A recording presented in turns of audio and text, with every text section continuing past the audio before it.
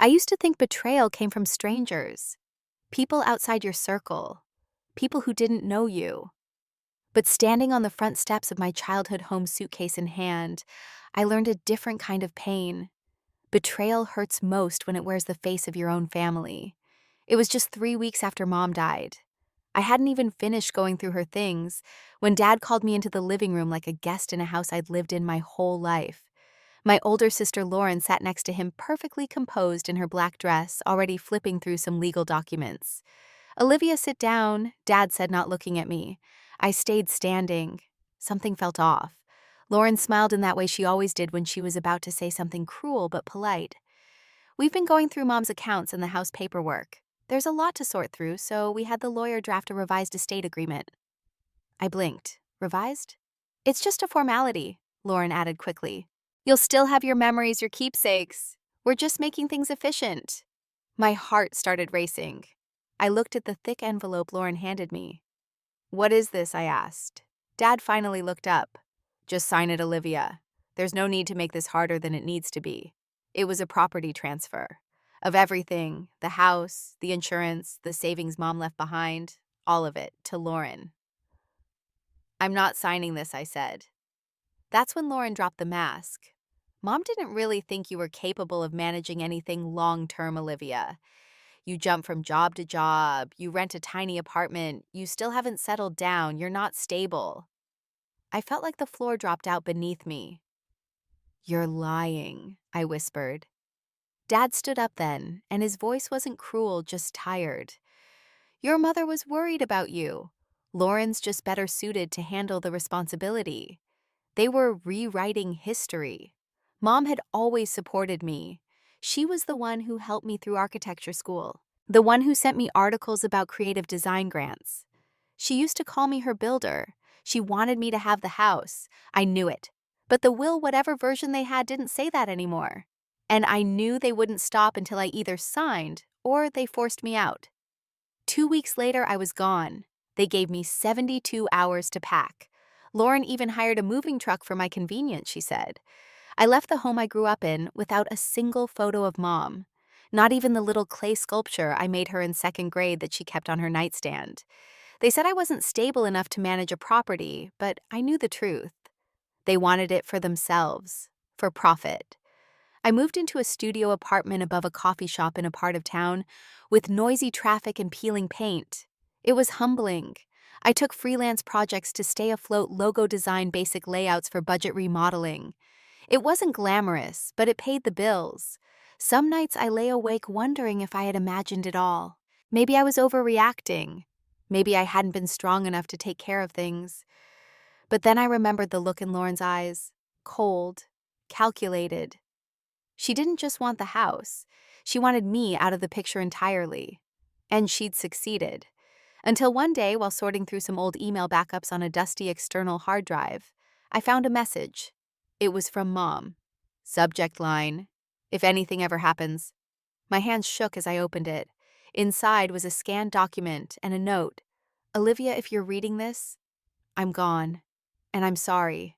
But I've seen the way your father and sister talk behind closed doors. I've kept copies of everything. They don't know I know, but you deserve the truth." There was an attached audio file. My mother's voice, tired, worried, whispering. "Lauren's trying to get me to change the will. Says it's just about simplifying. But I don't trust her, Liv.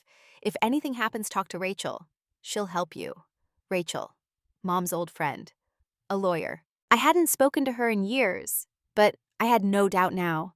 They didn't just take from me, they stole from her too. That was the night I stopped being sad and started planning. I didn't call Rachel right away. I spent the next few days listening to that audio file on repeat, analyzing every word my mother said, every pause, every tremble in her voice. I could tell she was scared not of death, but of being erased, of being rewritten by the people she once trusted. I printed the email, burned copies of the audio, uploaded everything to encrypted drives. Then I finally called. Rachel picked up after the second ring. "Olivia," she said, her voice sharp but warm. "I've been waiting for this call." We met 2 days later at a quiet cafe outside the city. She looked older than I remembered, softer around the edges, but her eyes were just as intense. I'm sorry I didn't stay in touch after your mom passed, she said. I figured if something was wrong, you'd reach out, and I guess now you have. I slid the printed email across the table. She mentioned you, said you might be able to help.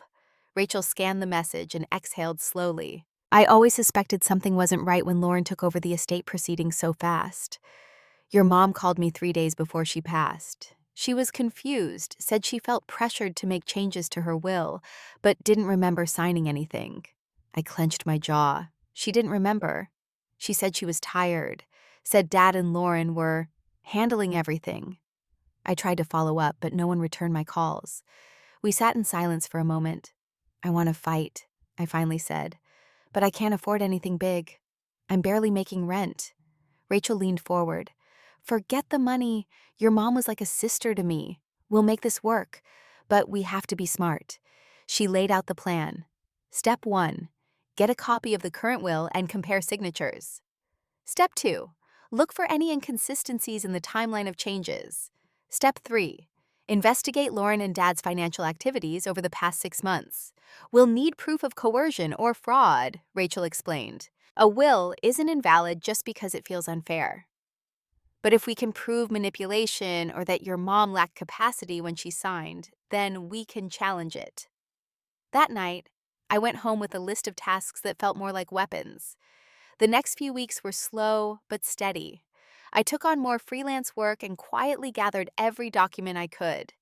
Bank statements, insurance policies, emails, old photos, handwritten notes from Mom. Anything with her signature, her tone, her presence. Rachel got access to the legal filings from probate court. What we found was chilling.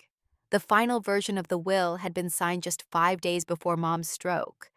But Mom had been in and out of the hospital for weeks before that barely coherent, according to her medical records, which we requested and received legally as next of kin. That opened the first crack. Then came the bank transfers. 4 large sums each over $25,000 had been withdrawn from one of Mom's personal accounts in the days leading up to her passing. Those funds were moved into a new joint account held by Lauren and Dad. Let me guess, I said they said it was to help manage the bills. Rachel nodded grimly. Classic tactic. We kept digging. One night I stayed up late reviewing footage from the security cameras I had installed in the coffee shop where I worked. It wasn't connected to the case, just something to distract me. But then it hit me. What if Lauren and Dad had left a trail in their own words? I remembered Mom's old laptop. Lauren had taken it, but I knew something she didn't. The hard drive had been backed up to cloud storage years ago, and I still had access. I logged in, and there it was. Hundreds of voice memos, video calls, notes to herself. But one stood out. A memo labeled, "If they try something." I clicked play. Mom's voice came through, tired but determined. Today, Lauren said, "Don't worry, Mom, we'll make sure Liv is taken care of, even if the will says otherwise." I pretended not to hear, but I started recording everything, just in case. The file ended with a list of dates and names. I handed all of it to Rachel. She went quiet for a long time, then looked at me. This is enough to trigger an investigation. But we didn't want just an investigation. We wanted consequences, real ones. And for that, we needed one last thing, a confrontation. But it couldn't be messy, couldn't be an ambush. It had to be planned, legal, strategic. Rachel called in a favor from a retired probate judge named Henry Cole. He'd known my mom too, respected her, trusted Rachel. He agreed to oversee a private arbitration session, a legally binding hearing that could be conducted outside of court, but with the same authority. Think of it as a courtroom without the cameras, Rachel told me. We scheduled the hearing for the same weekend Lauren and Dad were hosting their celebration dinner, an exclusive event where they planned to announce the sale of Mom's house to some real estate investor. Rachel smiled when she heard about the party. "Perfect," she said. "We'll bring the hearing to them." The plan was risky. We'd enter with the judge, the evidence, and a signed summons. They wouldn't be expecting me. They thought I was gone, broken, defeated. What they didn't know was that every day since they kicked me out, I'd been building a case. Not just legally, but emotionally, mentally. I wasn't the same Olivia they tossed out like an unwanted tenant. I was ready. And I had receipts. The night before the confrontation, I stood in my tiny apartment staring at an old photo of Mom, her arm wrapped around me at my college graduation, beaming with pride. "You were right about them," I whispered, "but I'm going to make it right." When I finally fell asleep, I didn't dream of revenge. I dreamed of justice. The next day, we drove to the estate. Rachel, Judge Cole, 2 paralegals, a court recorder. Everyone wore business attire, calm, professional. I wore a navy blue suit and a steady expression. The gates were open. The guests were inside, sipping wine, admiring the floral arrangements, laughing. Dad stood at the center of it all, charming as ever. Lauren was nearby, dressed in designer white, playing the grieving daughter turned successful heiress. They didn't see me at first. Then I stepped through the doors. The music faded. The room fell quiet. Dad's glass froze midair. Lauren's smile evaporated. I walked up to them and calmly said the words I'd rehearsed for weeks. "This celebration is over." Lauren scoffed. "What are you even doing here?" Judge Cole stepped forward, his voice steady. "Miss Olivia Hartley is here under full legal authority, supported by evidence of fraudulent estate transfer coercion and financial misconduct. You are both summoned for arbitration under binding review, effective immediately." Gasps rippled through the crowd. Rachel opened the folder and began laying out documents on the nearest table. Signatures, dates, emails, audio transcripts, and finally Mom's voice, played aloud. The room went still as everyone listened to her describe in her own words the fear she felt, the betrayal she sensed, the warning she left behind. Dad tried to speak, but the judge raised his hand. "You'll have a chance to respond, but right now we're listening to the one person who can't be here." When the recording ended, Lauren's face was pale. She whispered something to Dad, who shook his head in disbelief. I said nothing. I didn't need to. Because I had already spoken. Through preparation. Through proof. Through the one voice they thought they'd silenced forever. Mom's. The room held its breath as the audio ended.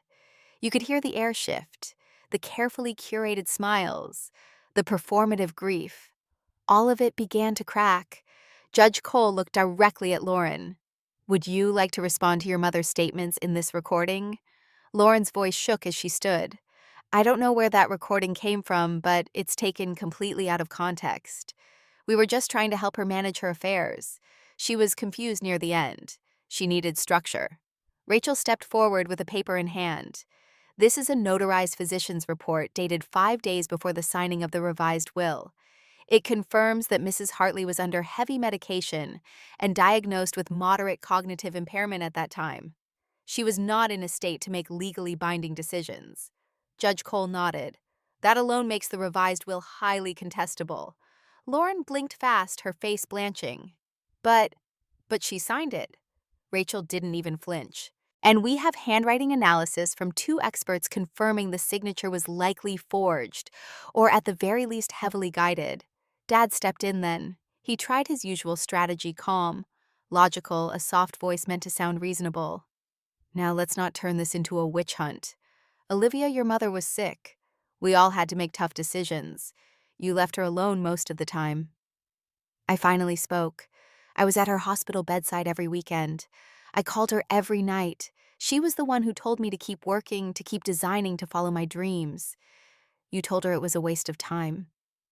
I stepped closer, looked my father straight in the eye. "You told her I was never going to be good enough. And now you're standing here pretending you did what was best for her. You didn't do this for her. You did it for yourself." He didn't deny it. Judge Cole looked at Rachel. "Is that all the evidence?" Rachel shook her head. "Not quite." She opened a separate folder and pulled out bank statements, color-coded, marked with yellow highlighter. These transactions show multiple transfers from Mrs. Hartley's personal account to a joint account created by Lauren and Mr. Hartley just days before her passing. There's no paper trail authorizing these withdrawals from the original will. We also have a financial audit showing an immediate wire to a property acquisition firm in Lauren's name. Judge Cole adjusted his glasses. "Miss Hartley, are you in the process of selling this property to a third party?" Lauren hesitated. I had offers, but nothing's been finalized." Rachel placed one final document on the table. Actually, we have the contract, signed electronically 3 days ago, set to close this Monday. The silence in the room turned electric. One of the guests, the potential buyer, stepped forward from the crowd. I don't want to be involved in something illegal, he muttered, placing his champagne glass down and walking out. Another guest whispered, "This is insane." Lauren looked like she might collapse. Her mouth opened, but nothing came out. Her hands were trembling. Then came the final blow. Rachel pulled out a flash drive and plugged it into the judge's laptop. "This is a voicemail left by Lauren on her mother's phone, unknowingly recorded and backed up automatically to cloud storage." Mom's voice again. But this time she wasn't speaking. Lauren was. Her tone was sharp, almost cruel. "You can't just leave everything to Olivia. She doesn't know what she's doing. She's not one of us. She doesn't have the backbone. She'll ruin everything. Just sign the damn paper and let us handle it." "Please, Mom, don't make this harder than it has to be." The sound cut, and all eyes turned to her. Judge Cole exhaled slowly. "That will be enough." He stood buttoning his jacket. "As a representative of the court, I am issuing an immediate injunction against the sale of this property. Furthermore, I am opening a formal review of the will, which will include forensic investigation and sworn depositions. At this time, all assets related to the estate of Margaret Hartley will be frozen until this case is resolved." Lauren stumbled backward into a chair. Her carefully constructed facade was collapsing in real time. Dad just stared, expression unreadable. Maybe he'd accepted it.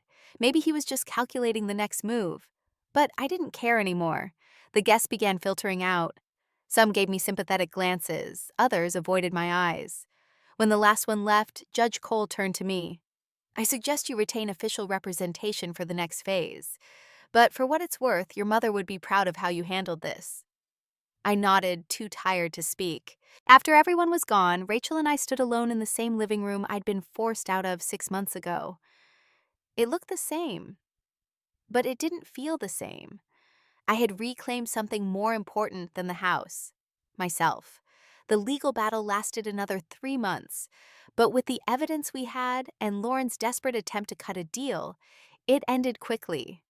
The revised will was thrown out, the original reinstated. All assets were returned to me. Lauren was fined and removed from any rights to future inheritance. Dad was ordered to repay misappropriated funds and placed under investigation for financial elder abuse. I never saw them again, and I was okay with that. 6 months later, I moved back into the house, but not to live in it. Instead, I turned it into a women's legal aid center, a place for people like me, women who had been betrayed not by strangers, but by those closest to them. I named it Margaret's Place, because she deserved to be remembered for what she truly was. Not someone to be rewritten, but someone who stood for compassion, fairness, and strength. At the grand opening, I gave a short speech in front of friends, volunteers, and survivors who had already reached out for help. My mother taught me to build things. I said, my voice steady, and I thought she meant houses, designs, spaces. But now I know she meant futures, lives, confidence. Today we open the doors of a new kind of home, one that's safe, one that believes you. Applause filled the garden, and for the first time in years, I felt at peace. One afternoon, as I was locking up the center, a young woman came up to me, early 20s, nervous. She had that same look I recognized in the mirror years ago, hesitant hope. "Excuse me," she said softly, Is this where you help people with family problems?" I nodded. "That's exactly what we do." She smiled. "Just barely. I think I need help. My parents, well, they said if I talked to anyone about what happened, I'd be cut off. But I don't think I can stay quiet anymore." I opened the door and gestured inside. "Come in, let's talk." As we walked in together, I looked around at the walls I once called home. They now held art from local survivors, letters from women we'd helped, and above the entrance, a quote I'd chosen during renovations: "Family isn't who shares your blood, it's who protects your heart." The hardest part wasn't proving they lied. It wasn't the court battles or the paperwork or even standing in that room while my father and sister were stripped of their masks. The hardest part came after, when the dust settled, When I was left alone in a house filled with memories I didn't know how to trust anymore. It was quiet. Too quiet. I slept in the guest bedroom for the first month. I couldn't bring myself to enter my mother's old room even after it had been cleaned, painted, and furnished for the center. I'd walk by the door and pause, hand hovering over the knob, then keep moving. Sometimes I'd hear her voice in my head. Not the recordings, just her voice as I remembered it. Laughter in the kitchen, humming while she folded laundry, the way she'd say my name when I came home late from college. Gentle, forgiving. I thought winning would bring me closure, but it didn't. Not right away. I had lost something that couldn't be returned. And yet in the middle of that loss, something else was growing. The center took off faster than I expected. Women started showing up, nurses, teachers, single moms, students. Some came with binders full of evidence. Others came with nothing but a story and tired eyes. We listened. We advised. We supported. One woman, Maya, came in after being written out of her father's will for marrying someone her family disapproved of. Another, Denise, had her inheritance stolen by a brother who forged her mother's signature while she was in hospice care. Each time I heard echoes of my own story, and each time I realized something new. What happened to me wasn't rare. It was common, far too common. Families hurting their own and hiding behind silence. It lit a fire in me. We partnered with legal clinics, hired trauma counselors, trained volunteers. I even went back to school online, enrolled in a part-time law certification program focused on estate disputes and family law. Rachel called it poetic justice. She stayed involved too, became our lead advisor, mentored younger attorneys who wanted to specialize in cases the system often overlooked. We turned Margaret's Place into more than a refuge. It became a movement. Every wall in the house had been repainted, but I kept one door untouched, the pantry door in the kitchen. Mom had marked our heights there since I was 5. Little black lines with names and dates. Hers was at the top, mine beneath. Lauren's mark stopped at age 17. The irony wasn't lost on me. One day as I was finishing paperwork late into the evening, my phone buzzed. It was a message from Rachel. Thought you'd want to see this. Attached was a news article.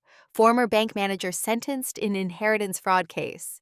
Lauren's photo was grainy but unmistakable. The article detailed how after our case, investigators uncovered more fraudulent activity she'd been involved in using her position at the bank to help other families restructure estates in ways that benefited her. It wasn't just about Mom. She'd been doing it for years. I stared at the screen for a long time, not out of satisfaction, but out of disbelief. I used to think I was the problem, that maybe I wasn't responsible enough, that maybe they were right to exclude me. But it had never been about worth. It had always been about power. And once they realized they couldn't control me, they tried to erase me. But I didn't let them. 1 year after the center opened, we held a small ceremony. Not for publicity. Not for donors. Just for the women we'd helped.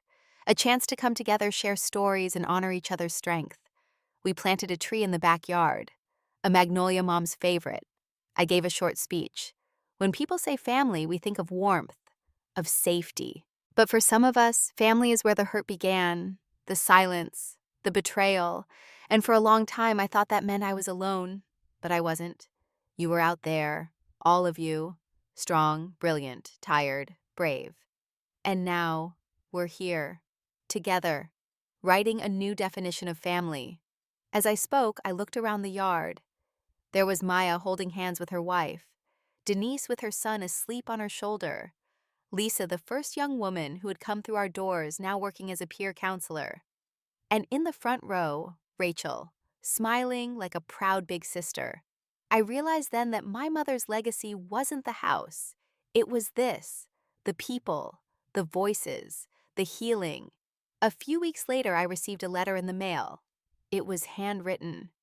The envelope had no return address. Inside was a short note. Olivia, I don't expect forgiveness, but I want you to know I'm sorry. I'm in therapy now. The court mandated it, but for the first time I'm starting to understand what I became. You were always better than me. I hated you for that. But I don't hate you now. I envy you. Take care of the house. She loved it. She loved you. Lauren. I folded the note and placed it in a drawer I rarely opened. I didn't cry. I didn't respond. Some chapters deserve a quiet ending. Life moved forward. I started designing again. Small-scale community spaces, pro bono shelters, sensory gardens for domestic abuse centers. I found joy in it again. And I found something else too. Peace. Not the kind that comes from erasing pain, but the kind that comes from accepting it, from using it. One afternoon, I was walking past the center's kitchen when I saw a woman staring at the height chart on the pantry door. She traced the lines gently. "This was yours?" she asked. I nodded. "My mom used to measure me too," she said softly. "But I think she stopped the year I told her I wanted to study art instead of nursing." We stood in silence for a moment. Then she smiled. She would have liked this place. I smiled back. She already does. 2 years after everything ended, I stood in front of a classroom of first-year law students. Guest lecturer, topic ethics and estate law. They listened as I told the story not as a victim, but as a case study. Afterward, a young woman approached me. "I want to do what you do," she said. "Not just help people win in court, but help them reclaim their lives." I looked at her and nodded. "You will." That night I returned home not to the house, but to the little apartment I still kept above the coffee shop. I liked the creaky floorboards, the rooftop view, the noise. It reminded me of the woman I'd become in that space. Not broken, not bitter, rebuilt. I curled up on the couch with tea and opened a leather-bound journal I'd started the year before. Inside were letters to the women we'd helped, to the ones still finding their voice, to the ones who hadn't yet walked through our doors, and to myself. I wrote a new one that night.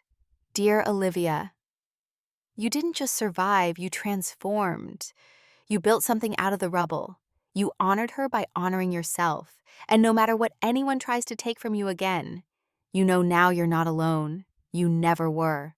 I closed the book, set down my cup, and sat in the stillness.